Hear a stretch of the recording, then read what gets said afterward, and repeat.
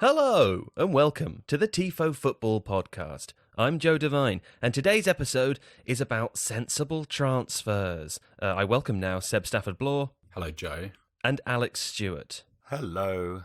Now, for those of you who don't know, Sensible Transfers is a Tifo series that we run in the summers and in January during the transfer windows of of most European football. What we do is we look at teams, we identify the problem areas with those teams, and then we suggest solutions for those problem areas in the form of incoming transfers. And lots of you seem to enjoy this, and we've had 888 comments or questions for teams and positions. Also, before we get started with today's podcast, I would like to let you all know that we are releasing 10 Sensible Transfers videos on the Tifo Football YouTube channel. You should check those out. They are about 8 minutes long, and they're slightly more in depth, I suppose, than what we're going to do here, where we're just going to chat rubbish.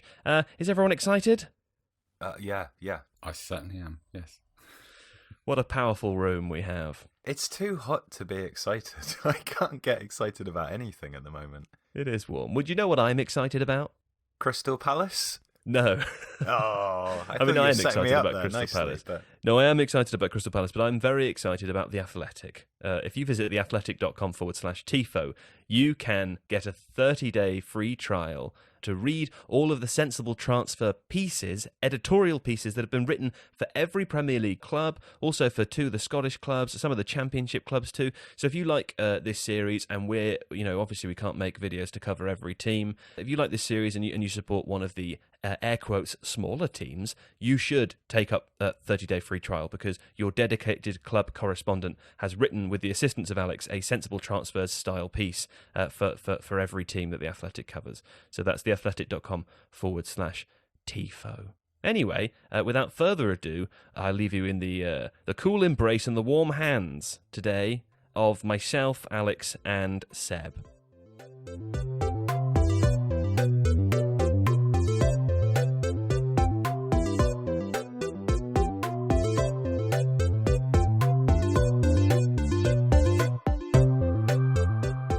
Righty-tighty, we're covering three teams today. Three teams, Crystal Palace, Wolves and Manchester City. We're going to start with Crystal Palace, and I know that Alex has analysed the problem areas already, but we also have a number of questions from listeners related to the team too. So we're going to start with one of those questions, please, because it's one that's come up several times. Rowan31 asks for a centre-back for Palace. Now, I assume, Alex, since it's come up a number of times, this is a problem area. Can you just explain why that's the case for those listening and for me? Yeah, I think the main reason that it's a problem area for Palace is simply that the people that they've got there are sort of getting on slightly. Sakho's been there, Mamadou Sakho's been there a little while, and he's not necessarily as reliable as you would want for a Premier League centre-back. Otherwise, Palace have been defensively really, really strong. I think it's more a question of the fact that people like Tompkins, Kelly are kind of getting on slightly, and that possibly, it's time to start refreshing that position rather than there being a massive issue with it. Okay, so have you got a pick lined up for this one?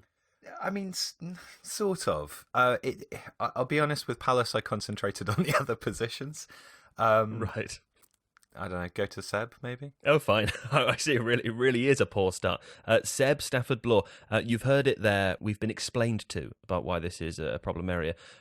Lots of people asking for a centre-back for Crystal Palace. Who would you suggest to come in and fill that role? So we know that this defence needs to get a little bit better, a little less reliant on the goalkeeper too. But the squad as a whole needs to get a bit younger. Interesting statistic about Palace. Of their 14 most used players in the Premier League last season, not one of them was under the age of 27, and only one of them was 27, Wilfried Zaha. So I've gone for two players who hopefully improve the defence, but also kind of potentially give them the option of a resale at some point in the future too. Swansea's Joe Rodon, who I really like as a footballer. He's one of the kind of an evolved type of centre-back who likes the ball at his feet. He's got a good passing range, pretty good one-on-one defender. A few question marks about his ability there in sort of isolation with tricky attacking players. And the other one, little bit of a left field one. Actually, a guy who used to follow me on Twitter until he became too famous and then unfollowed me. Harold Makudi of Saint Etienne. Really interesting player. I mean, he spent a bit of time on loan at Middlesbrough. Didn't go that well, but I watched him again in the French Cup final against PSG. He was absolutely excellent in that game. He's a bit leggy. I'm not sure how well he uses his body, but his passing range is lovely. And you can definitely see him evolving into kind of a cultured Premier League centre-back in the future.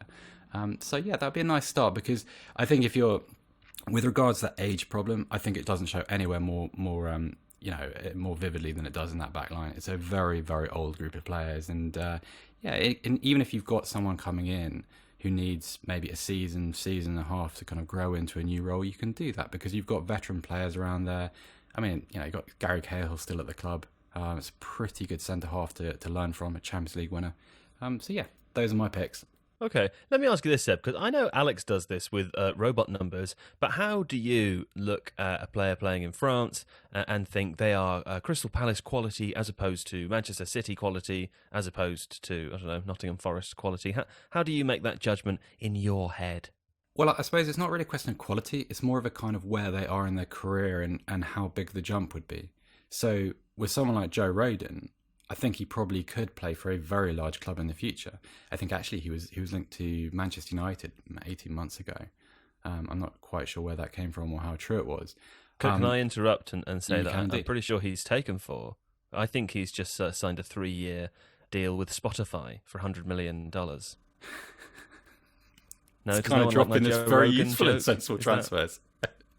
Is that okay, Joe Rogan? Joker? I genuinely thought that's what you were saying. That was a very nice little segue. That's wonderfully spun me off my point. Fantastic. Good, thank you. No, I take your point. It's about the jump. I like it. Stop talking, Alex. The other two positions that you've told me about, and these are reflected in the user questions as well. For example, DDJ5K asks for a striker for Palace, as do a number of other commenters too. Let me just ask you though, one of the other things that came up in the listener requests frequently was a replacement for Zaha in the case that he does leave. I think that was the biggest number of comments about Palace related to the potential of Zaha leaving. Have you not gone for a wide forward on the basis that he's not going to leave, or what do you think? I think Zaha's a really tricky one in terms of the fact that the price that Crystal Palace are mooted to be looking for, because he is such a central figure to them, is really quite high for a player that is now probably past his or at his athletic peak. So I can understand why clubs are still linked with him. I think he's probably not quite good enough now to go to a club that would be able to pay the sort of fee that Palace are interested in. And I think he probably will just end up staying there. Well, in that case, then, you've identified it, as have some of the people listening. Crystal Palace need a new striker. Why is that? Because Jordan Ayew's been fantastic this season, hasn't he? And whilst Benteke had still scored very few goals, he certainly has a function, right? Benteke has a function in that he's there to kind of win the ball in the air and contest stuff. But Palace are best when they're breaking at speed, which obviously Zaha is a part of. Jordan Ayew is also a part of, although he's played quite wide as well. What you have to look at is that Ayew is Palace's leading goal scorer with 9 goals. So, yeah. That's a pretty poor return. As an individual, no, that's okay. It's still less than 0.2 per 90, but it's not bad given that he does also contribute a great deal in terms of pressing, in terms of energy, and in terms of ball carrying. But what Palace really, really need is somebody who I think is not a Christian Benteke clone. I think they need somebody who is adept at being part of a break, but much, much more lethal as a finisher. So I've got a couple of options on that, and then I've got somebody if they wanted to go maybe for more of a Benteke style one. Can I make a suggestion? Callum Wilson. He's on my list. He's on my list. Yeah. I'm good at football. I just wanted to check if I was good at football. Alex, what's your list? Go. Sure. So the two that I'm probably most interested in, Adrien Huneau, who's at Rennes, who is the sort of striker who really doesn't need many opportunities to score a goal. He's incredibly efficient, quite a low shot volume, but a very high proportion of those shots not only are on target but result in a goal. Probably valued at about 5 million. He'd cost more, obviously, but the thing I like most about him is that he can play on either flank as well. He's a kind of dribbly, rushes forwards as part of a counter-attack, but manages to get himself in a position to shoot sort of striker. So he would work well with Palace's sit-deep counter-attacking style. The other one who will be familiar to fans of the Sunderland Till I Die Netflix documentary is Josh Maja, who's now at Bordeaux. Maja was Sunderland's best player in the first series that was covered by that documentary. I can't remember exactly what season that was. And engineered a move to Bordeaux where he's really played very, very well. He's scoring half a goal per shot on target. Again, he's an efficient striker. He's a good technical striker. He's very quick. And likewise, he can play in the wide positions. So they're two very good options if you're looking for that kind of player. The last one I'd bring up is an interesting one in that he's already a Crystal Palace player. He's a guy called Alexander Sorloth, who's currently on loan at Trabzonspor, where he's scored 24 goals in 34 appearances. Whoa. Trabzonspor have him technically on loan until the end of next season. I don't know if there's some sort of arrangement in that loan deal where he can be recalled, but he is a big, physical, aerial striker. He's excellent at holding up the ball. He's only 24 years old. He's very, very capable of playing as the kind of focal point and linking up play. I mean, the Turkish league isn't a DOS either, is it? No, it's not at all. No. And I think if you've got someone like that who's already on your books, yes, you might have to pay a fee in order to get the loan agreement cancelled. I'm pretty sure there's not a player who's gone the other way. I mean, for example, with AC Milan, they've basically swapped Ante Rebic and Andre Silva with Eintracht Frankfurt. And Silva's playing brilliantly, but that's the kind of loan deal where Milan probably couldn't get Silva back because there's a player that's gone the other way. I can't see that that's the case with Sorloth and Crystal Palace. And I just think if you've got a striker who's scoring that many goals in a league of genuine quality and is of the right age profile and has probably had a season where he's kind of hardened up a little bit, it would be stupid not to try and get him back and make use of him. Yeah, crikey. Okay, thanks for that, Alex. What was his name again? Alexander Sorloth. Lovely. Seb, Callum Wilson.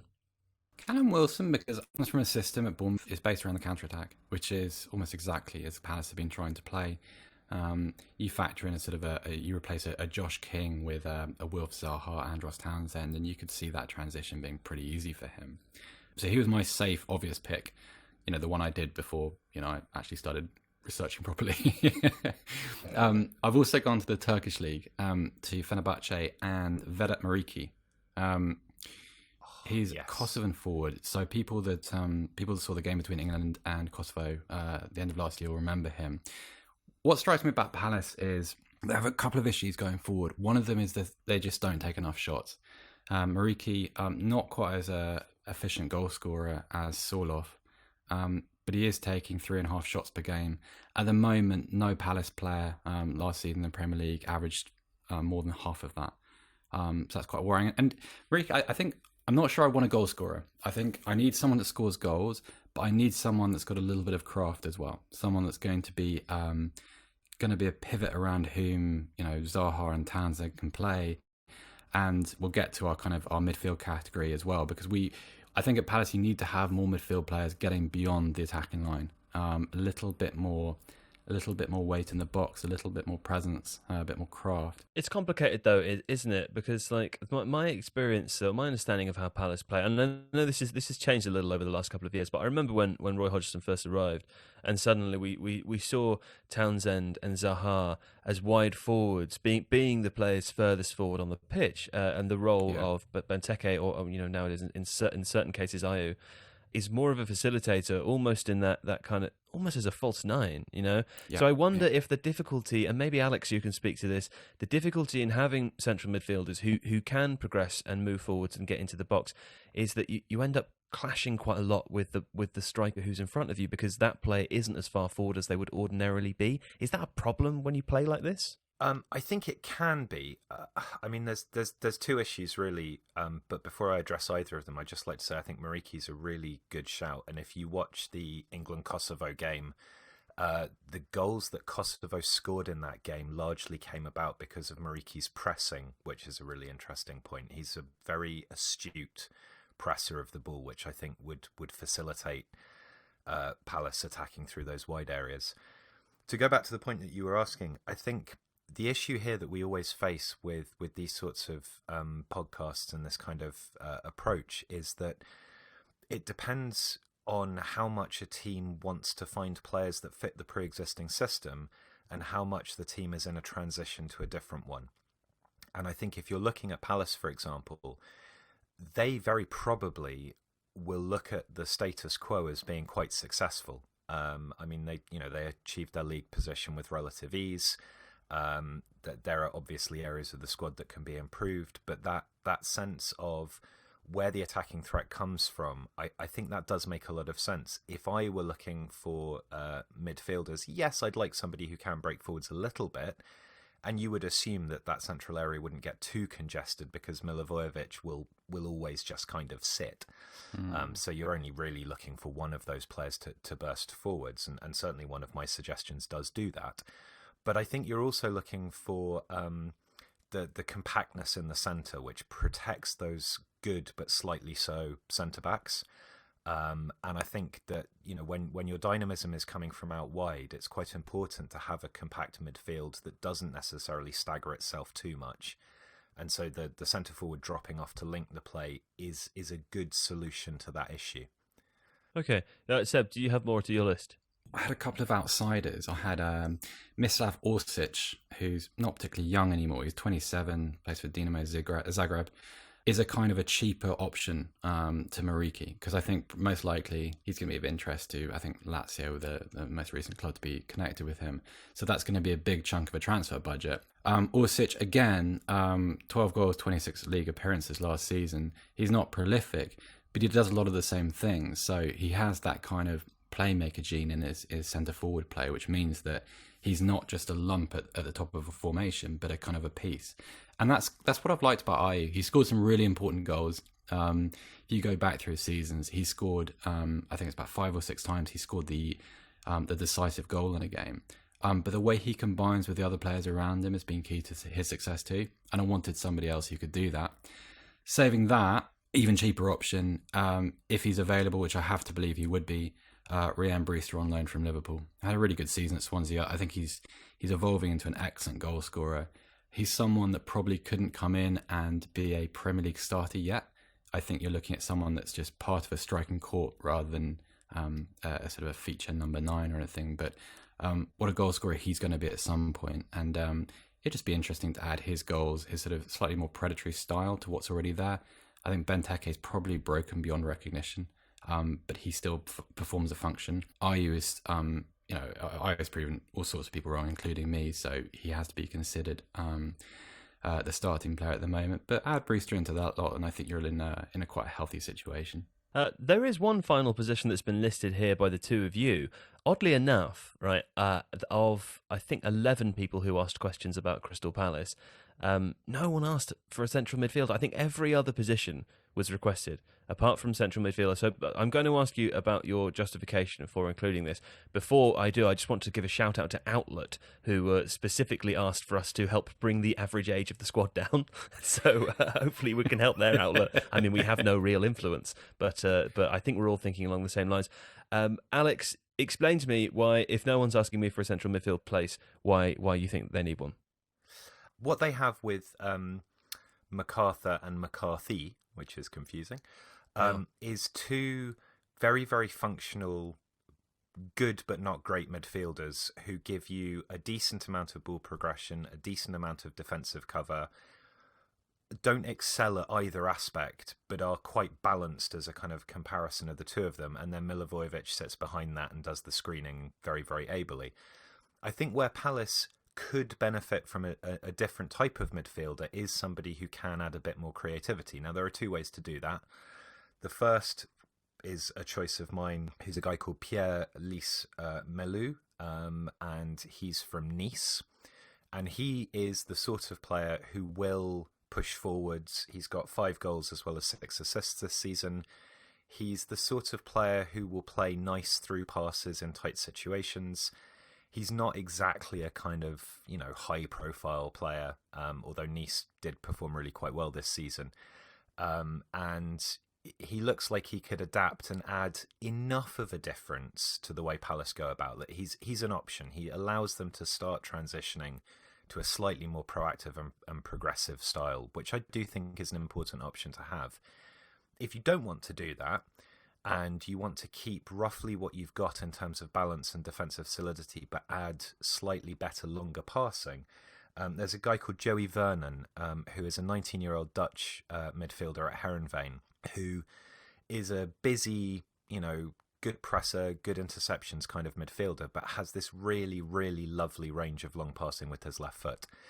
And I think if you're looking for somebody who can play the ball into the channels, who can kind of pop a ball over that drops down for these quick attacking wide players to latch onto, that allows Palace to transition and counter-attack a little more directly and a little more skillfully perhaps than they have been doing, then someone like him who can sit in and sort of direct the play without necessarily progressing up and leaving Palace a little bit open is the kind of player that they should be looking for.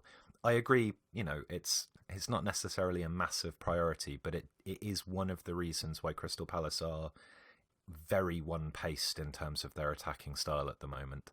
Well, I'm glad we did this because it's highlighted one of my favourite football stories, which is the story of James MacArthur and James McCarthy. I don't know if either of you know this, right? But James MacArthur and James McCarthy both played at Hamilton Academical.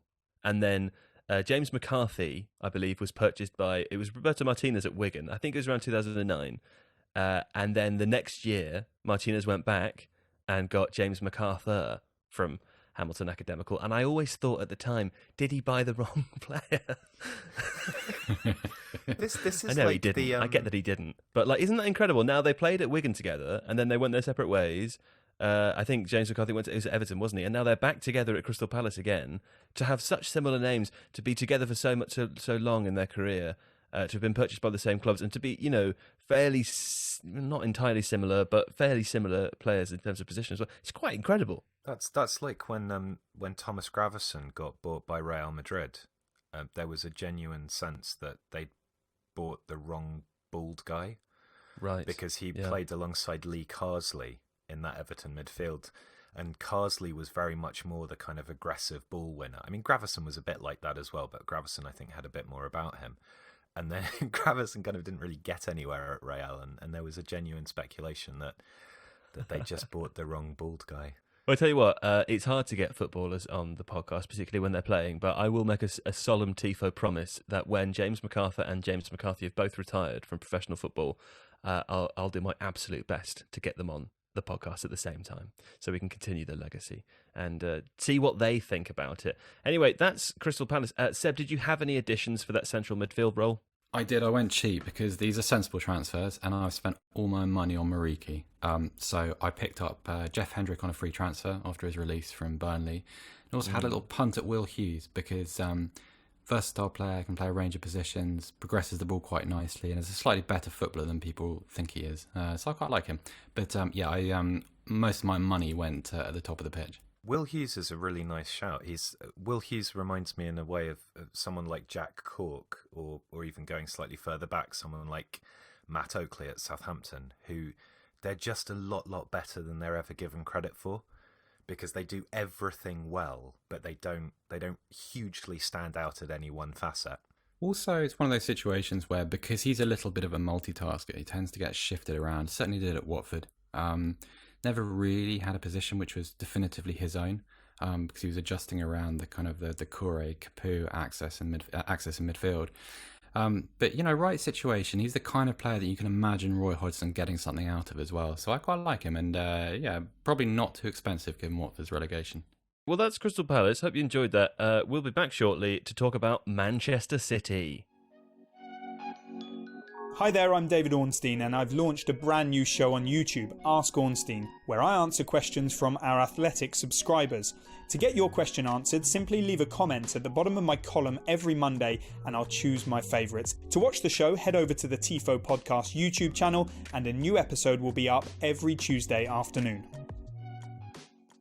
Okay, Manchester City. We have some of our own positions listed here, but also there are an awful lot of questions specifically for Manchester City. Oddly enough, this is not one of the positions that we have listed, Alex, but almost everyone who left a comment, I'd say almost 9 people here of, 15 for City, they asked specifically for a left-back. Can you explain that to me? I think it's like a Pep Guardiola nervous tick thing, where there's an assumption that you just have to buy fullbacks every year. If you're not buying a fullback, you're doing something wrong. I don't know. Personally, I mean, they've got Mendy, they've got Angelino, they've got Zinchenko, who I know Seb rates incredibly highly, particularly as a specialist left back. So to me, I'm not entirely convinced that they do need a left back. Actually, no, fine. Maybe it's just greed. Also, a lot of questions for centre-back. I know, and you guys mentioned this to me off-air. Obviously, we would have included that had the Nathan Ake signing not gone through. I do know, though, that people are also suggesting that they need another centre-back. It's another position that... it's hard to find a position that Manchester City haven't bought a lot of players for.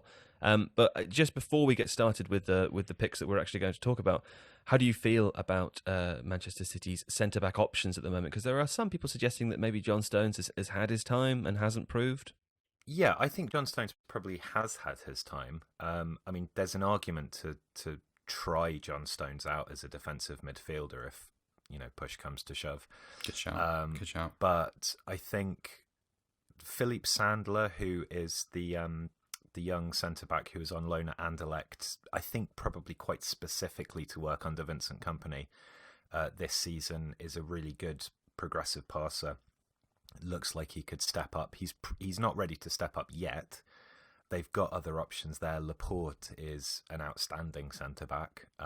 So, I think... We have young Garcia as well, right? He's played quite a lot of games towards the end or after the restart. Yeah, he has. He looks like quite an elegant player. I'm not sure he's necessarily fast enough. He's also not going to renew his contract, guys. So he's told Guardiola that he's going to be leaving at the end of, I think he's got another 12 months to run. So he's going to be not extending. So I think we have to factor him out. What a shame. I think if you're a City fan, and I don't say this in any way disparagingly, but you kind of get into a situation where you're sort of assuming that you should just upgrade every position, every transfer window because you've got lots of money and, that's what is a possible option for you.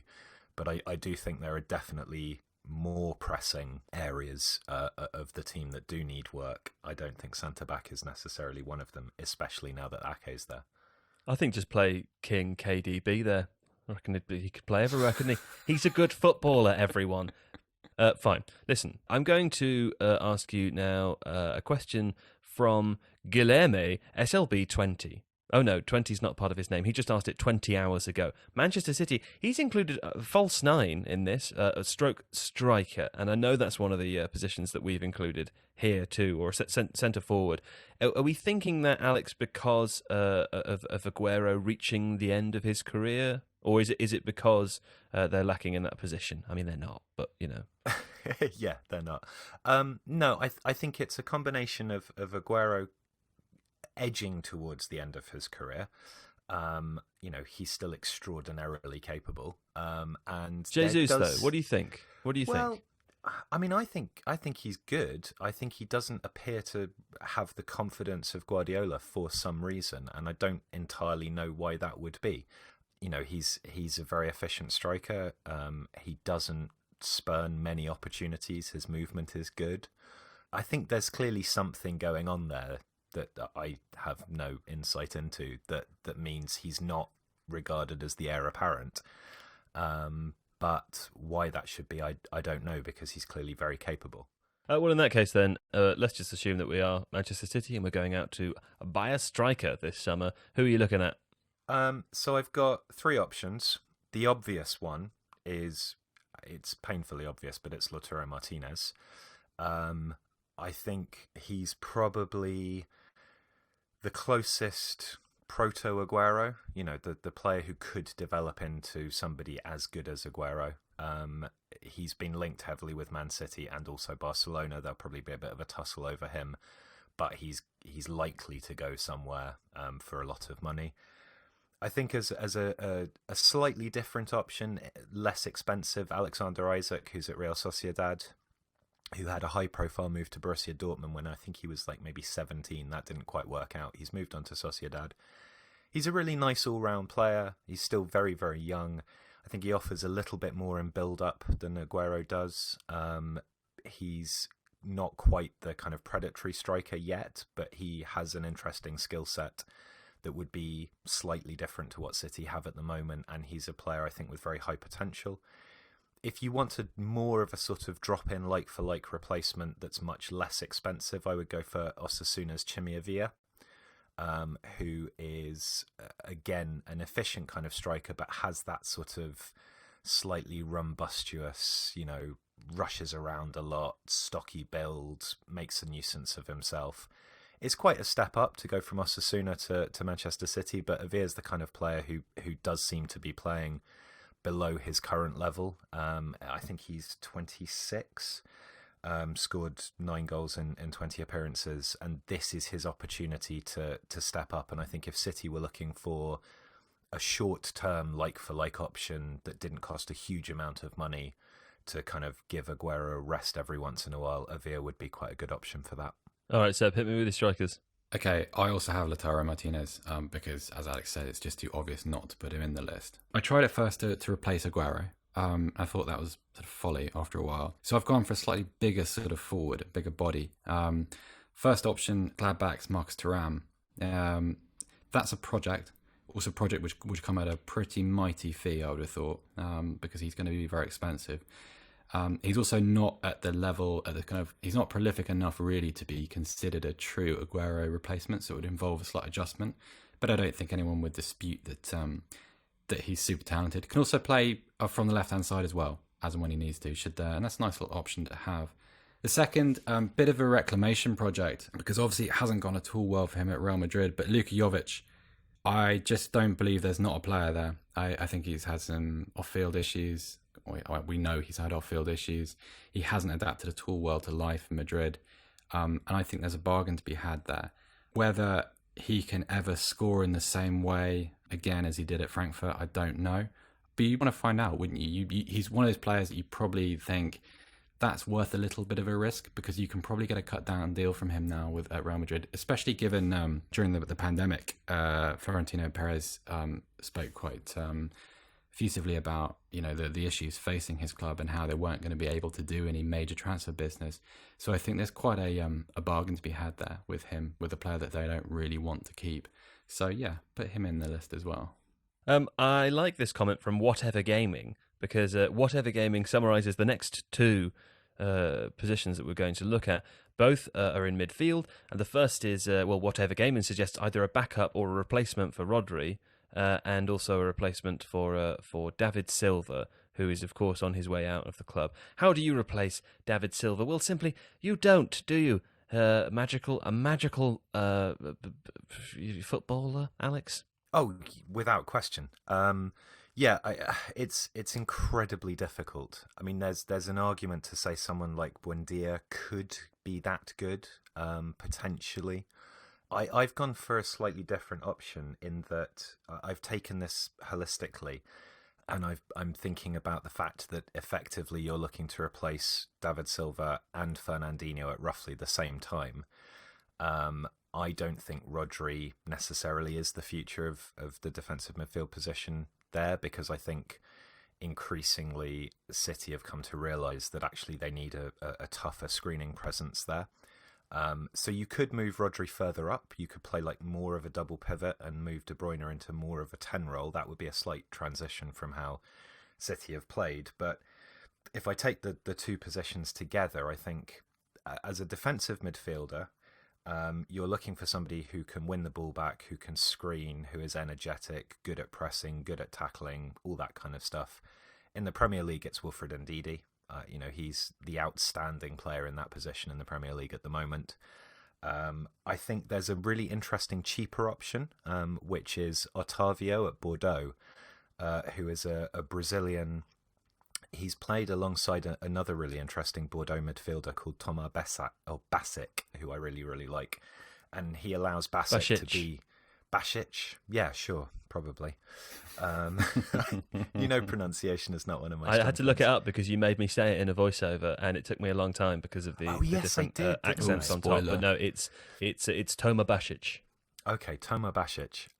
So he allows Basic to be the creative player, and he's just a very, very busy presence, mopping up, little tactical fouls, lots of pressing. There's also an interesting option at Toulouse, who've been relegated. Obviously, Ibrahim Sangare is the defensive midfielder that everyone knows about from Toulouse, but they've got a young guy there called Claudio Kone, who actually makes more pressures, wins more tackles, makes more interceptions, more limited minutes. He's I think played about 9.5 games. But at 18, he's definitely one to look out for. So if City wanted to pick up somebody relatively inexpensive who's definitely got the potential to be very, very good, that would be a nice one. What I'd then do, and I'm droning on slightly here, is I would have a creativity in a slightly deeper position. I'd get more of a midfield balance that would allow De Bruyne to be the guy that pushes forwards. So I've looked at Julian Brandt, Donny van der Beek, and Luis Alberto, the Lazio midfielder. He's possibly ruled out because he's slightly too old, but those guys all give you a slightly different portfolio of progressive passing, ball carrying, line penetration. They're all at the absolute top of their game as creative midfielders, but from a slightly deeper position. Brandt also gives you versatility in that he can play a little bit higher. And I think that, City are in a position where they can afford to spend quite a bit of money and bring in players of that sort of quality to rearrange their midfield balance. I do love Julian Brandt. Seb, please go quickly because we're running out of time. Okay, deep midfield, I went for RB Salzburg's Enoch Mwepu. Really good coverage of the field, nice progressive passer. Bit raw, needs a bit of development, but, could be very, very interesting. Another option, Florian Neuhaus from Gladbach. Marco Rose has used him as the sort of deepest man in his midfield after the restart in the Bundesliga. That could be interesting. With a David Silva replacement, I just went shopping around Europe for the finest left foot I could find. Fabian Ruiz from Napoli, Nicola Zaniolo for Rome from Roma. I watched Zaniolo play on Thursday night and it was absolutely dreadful against Sevilla. But that notwithstanding that problem, I still think he's a pretty good player. So try those two. Do you know what? The dirty side of me wants to know what it would be like without financial fair play. I know it's a good thing, but I don't know if either of you ever feel like this. Sometimes when I'm going to sleep, I think, what would it be like if there was a European Super League and everyone could spend as much money as they wanted? Would it make me feel sick? But in a way that you eat too much ice cream, but you like the ice cream, but ultimately, it causes you to prematurely die. I suppose it's like watching the kind of the 1988 100-meter final in Seoul, wouldn't it? Like where that reference has gone right over my head. So. It's known as the dirtiest race in history. It's the one that Ben Johnson won. In 4.5 seconds or something. But it's kind of that curiosity of what would happen if just all bets were off, essentially. Just do what you want, see what happens. I'm convinced that's what scientists around the world are doing. Do you know what? That reminds me of Jurassic Park. There's a Ian Malcolm line where he says, you were so obsessed with whether or not you could do it that you didn't stop to think about whether or not you should do it. Pow! And then there's the dinosaurs. Jurassic Park's most profound moment. It's actually Jurassic very Park's close only to profound moment. There's so much incredible dialogue in that film. This is a waste of time, though. We're going to come back in a moment, and we're going to talk about Wolverhampton Wanderers, and it's going to be shorter than these other segments because we've dilly-dallied for time. Sorry, Wolves. Hey everyone, James Richardson here from the Totally Football Show. Listen, 11 months on, we're finally getting to the best bit of this football season because the Champions League and Europa League are about to restart at the sharp end. Last 8 knockout tournaments await in Portugal and Germany, and we'll be following both competitions with special nightly podcasts every single match day, ready for you to download first thing in the morning. So have your breakfast with Honigstein, Horncastle, Cox, Gurianov and all your other totally favourites, and me, as we wave goodbye to this epic footballing year in style. Our daily Totally Summer Special is available on Apple, Spotify and all the usual places. And of course, you can also listen to it ad-free on the Athletic app. Okay, I'm Wolves prepared. The first question comes from Sebastian Peach. This comment is perfect, by the way, because we have 3 positions to look at here, and guess who? Sebastian Peach has listed all of them. A striker, we want a backup to Jimenez, he says. A central midfielder, we want a younger version of Moutinho. Does such a thing exist? And centre-back, starting over Romain Saiss. So should we go with striker first? Because most of the comments, including a comment from Jacob and Mitchell, they were all asking for strikers, assuming either that there'll be a backup to Jimenez or that Jimenez would be moving on. So I don't know if you have a different approach to how you want to start, but let's start with Seb this time. Seb? Yeah, I have a slightly, it's quite a boring answer. I went with an under-23 player, Renat Dadashov. He's 21 years old, Azerbaijani, German-born, grew up, spent some time with Eintracht Frankfurt. Really interesting. He's a long way from being first-team ready, but he's built like a tank. And he has the little subtleties that Jimenez has too. And I'm just curious as to what he would be if he was promoted into that kind of position long term. So I'm keeping my money and I'm spending it elsewhere on the pitch, but I'd like to give him a go. Okay. Alex? Can you just give me 1 second? I can. I tell you what, I'll dilly-dally for time by saying, I can't get Jurassic Park back online without Dennis Nedry. Remember? Does everyone remember? Does everyone remember 1993? Does everyone remember? Alex, is that enough? Is that enough time for you to? Absolutely. Yeah, spot Go on. ahead. So I think if you're looking for a young striker who's built like a tank and quite cheap, and also ticks Wolves' Portuguese fetish, Pedro Marquez, who's a Sporting CP player who was on loan at Den Bosch and scored a lot. From a pretty high XG actually as well, per 90. Massive, strong, big thighs. Kind of striker who, he would cause problems. He would hold the ball up well. He drops off and links nicely. I think actually Avia, who I mentioned for Man City, is a good option for Wolves as well. Probably, slightly less of a step up, obviously, and in a price bracket that Wolves would be interested in. And Serhou Guirassy, who is at Amiens, who got relegated from Ligue 1, who's a little bit more of a kind of breakthrough off the shoulder striker, but has the ability to hold it up, likes to drop off and link play as well. Jimenez is the best striker outside of the big 6 clubs, and replacing him would be very, very difficult. But those are some options that would give you different things. Okay, cool. We're going to talk about central midfielders too. However, I just wanted to include this comment from Mitchell Cryer, who says, Wolves, smallest Premier League squad used, longest season, most games, discussion about depth, need to be competitive. Presumably that's something that we're thinking about as we approach discussing the central midfield role, Seb. Yeah, so for this, I rated upcoming sensible transfers videos, actually, for 2 of my picks. One of them, clever girl. He's... my first is a Mendes client, which obviously helps things at Wolves. Renato Sanchez really reclaimed his career in France in Ligue 1. The second is Sporting's Wendell, who featured in our scouting series. Again, he's someone much more aggressive player than Moutinho. He's not a sitter. He's not necessarily someone that's just going to be happy to spray balls from one flank to the other. But then if you try and replace Moutinho, you're going to come up with something inferior. So you have to slightly alter the dynamic. And my left field shout, bit of a reclamation project, and there's a bit of a question mark about injury and condition. Bournemouth's Lewis Cook, kind of a forgotten boy of English football. Once upon a time was supposed to be a truly excellent player. Hasn't really worked for him at Bournemouth. Hasn't really didn't ever really work that well in the system, was occasionally shunted out to wide midfield positions, but talented enough to give him a second go. And if he's available at cut down feet, definitely so. Okay, cool. Well, I guess the last position here for us to discuss is Wolves and centre backs. So, Alex, should we go to Alex? Yeah, I'll just very quickly list my three. Sorry. Someone tweeted me to say that this is actually the weekly fire alarm test, that they used to work in a bank and they had to do that too. So there's the bell. This week it doesn't signify the end, but it does signify that we're very close to the end. Yes, okay, so the young prospect is a guy called Nicolas Cosa, who's a left-footed centre-back at Montpellier.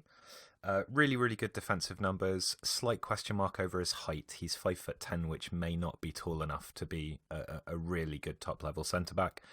But with a good left foot and a good range of passing, he's somebody to look at.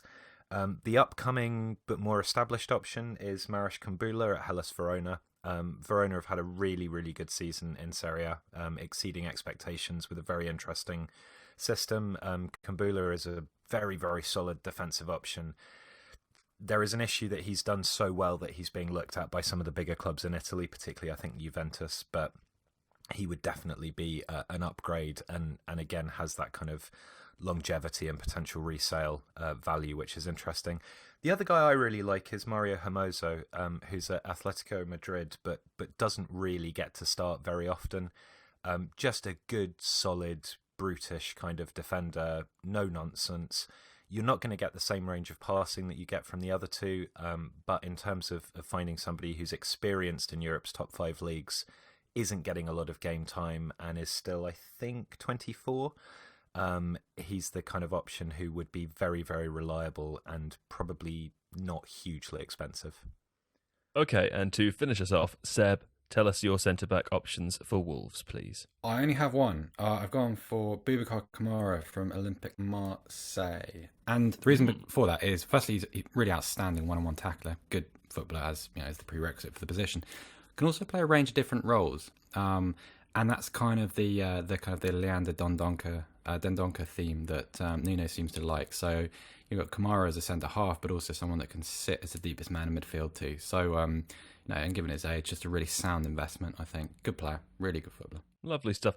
Well, that's the end of the episode. I suppose I'd like to say before we go that it's fun, isn't it, talking about transfers? We all love transfers. There's a biosphere. There's a cyclical nature to football. Players move around as they edge through their career. I suppose you could say that life finds a way, doesn't it? But we'll be back next week we'll be back in 2 days' time. Well, I forgot to say this at the beginning. We're doing 3 podcasts a week for the next few weeks to cover as many teams as we possibly can. We're also expanding our search into Europe, and we'll be joined by some very special and exciting guests in order to do so.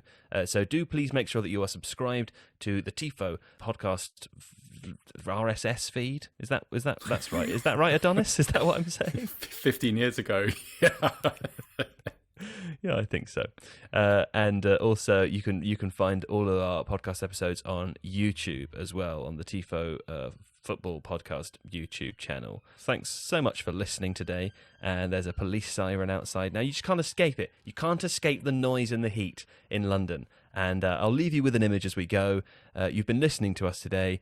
All the while, Alex Stewart has been basically completely without clothes in his home, smoking and dripping with sweat. So just imagine that now and take that with you as a thought for the day.